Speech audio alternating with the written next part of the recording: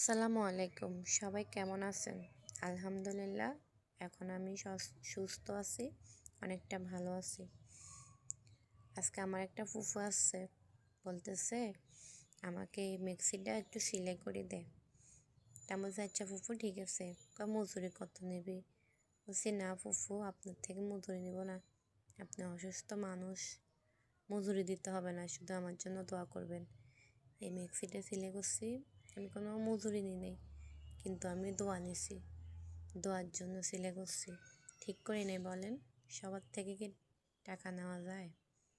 ফুফু অসুস্থ মানুষ, গরিব মানুষ, ওনার থেকে আমি কেন টাকা নেব? তাই নিয়ে নেই। কি বলেন, আমি ঠিক করি নাই?